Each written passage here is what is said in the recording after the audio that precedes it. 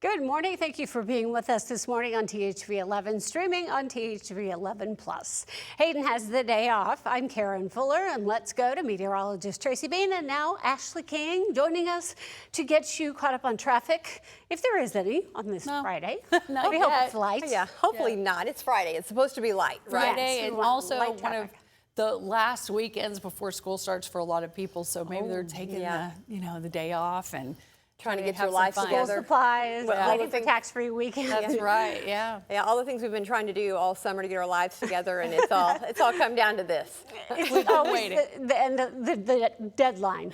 right. Just Well, temperature-wise, it's going to be hot today. So if you are going to be out running around, make sure you take that water with you. It's going to maybe take a toll on you. It's going to be very warm today, hottest we've seen since earlier this week. But as we're starting out this morning, we do have temperatures right around 79 degrees and that very light wind. Again, not a lot going on this morning as far as the winds go, but they will pick up as we're heading into the evening and then tomorrow as well. We've got a boundary that's going to begin to make its way through tonight. And, we talked about that stationary front.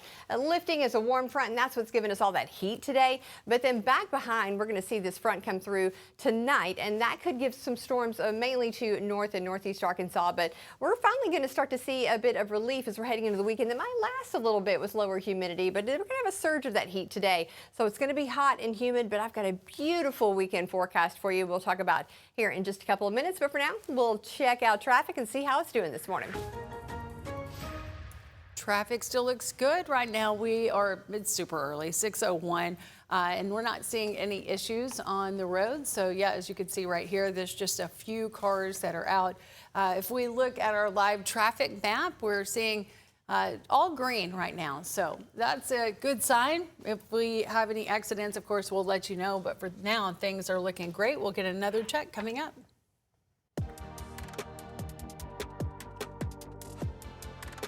We begin this morning with an update for drivers. West Markham Street is back open after the city demolished a damaged pedestrian bridge that shut down the road for a short time. And police have arrested John Janes earlier this week, charging him with careless driving. Investigators say he crashed a roll-off dumpster truck into the bridge and then left the scene.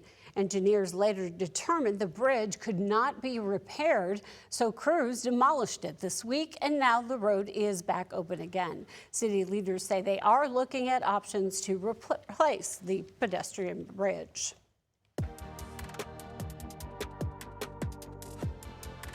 In health news today, cases of Cyclospora continue to climb across Arkansas since we last updated you last week. According to the state health department, the state has now topped 100 confirmed cases of this foodborne parasite.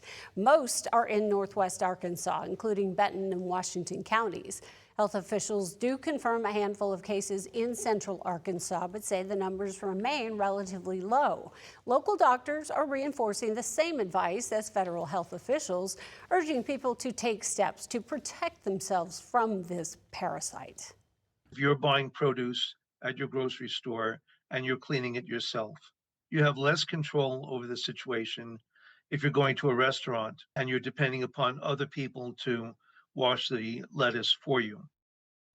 Doctors say most people do make a full recovery, but they warn that more severe cases can cause dehydration, low blood pressure, and loss of electrolytes. Other health news this morning, cancer patients will continue to have access to specialized treatment at UAMS. The university's Proton Center was at risk of closing, but is now set to remain open. THV 11's Carter Thweet explains what changed and why it matters. The financial challenges haven't just been in Little Rock. They've been in other places around the country with some of these similar type deals. Financial challenges for Proton International, the group that formerly ran the UAMS Proton Center. Chancellor C. Lowry Barnes was shocked to learn of the center's struggles. It had a significant debt, some $58 million worth of debt for a piece of equipment that cost $35 million. And that's hard to pay off, and it struggled. The center was in danger of closing until Thursday. UAMS, which already owned 20% of the facility, made a big announcement. We're in a transaction now that we'll become the sole owner of the Proton Center. Keeping the center open and the treatment available. What exactly is that treatment? Barnes says it targets cancer more precisely, minimizing the damage to the rest of the body. A special type of radiation that is very localized.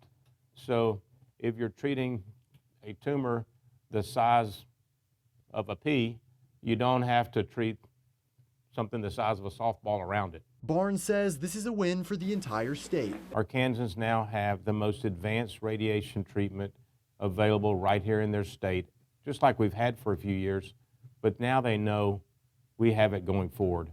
They don't have to worry about the center not staying open. In Little Rock, Carter Thweet, THV 11 News.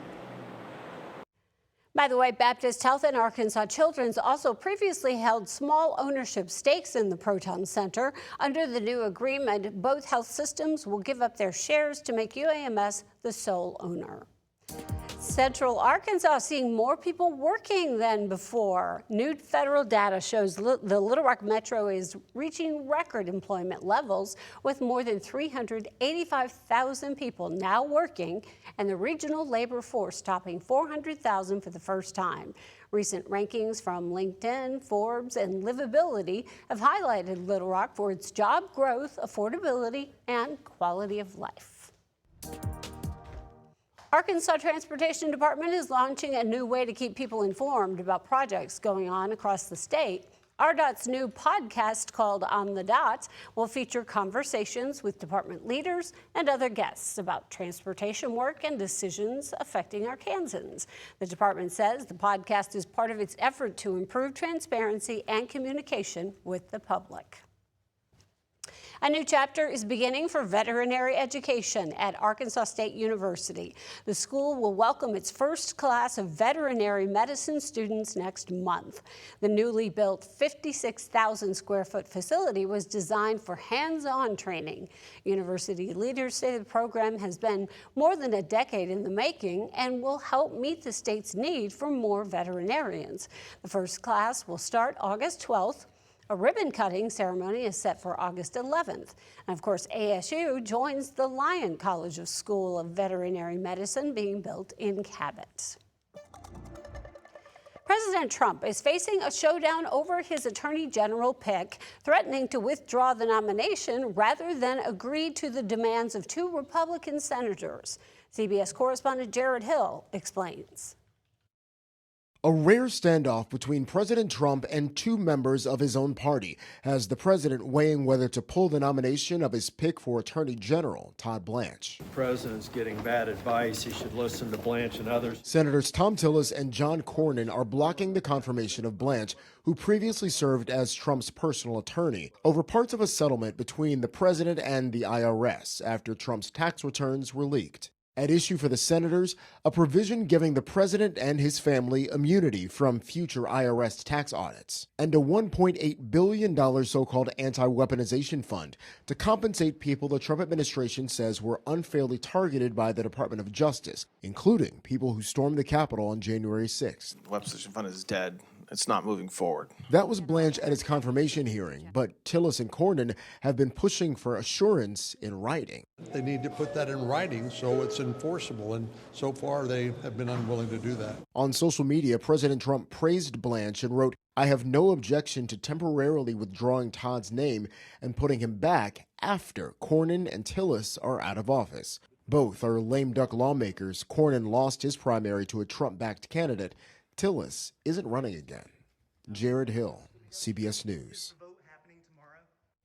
The Senate is set to break for recess at the end of the week. Blanche can continue serving as acting Attorney General for now, but questions remain about how long that arrangement will last. And now let's go back to meteorologist Tracy Bean and the forecast on this Friday. Well, it's going to be a hot one, so prepare for that. But today is going to be the day that we just have to deal with the heat, and then this week it's going to be wonderful. But we do have this heat advisory across portions of the state, and again, even this little extreme heat warning there in the Fort Smith area. It's going to be very hot, very humid today. We're going to see those highs again going into those upper 90s, and we could even see some triple digits in a few areas. But for the most part, we're looking for a high here in Central Arkansas at 99. Mostly cloudy skies here and there. We'll see a little sunshine too, and those scattered scattered storms will be mainly into the evening and mainly in the north and northeast. We're going to see another front come through, and that's going to usher in some cooler weather. So today's the only day that you really have to worry too much about this, at least for a little while, but we could see those heat index values dangerously high this afternoon.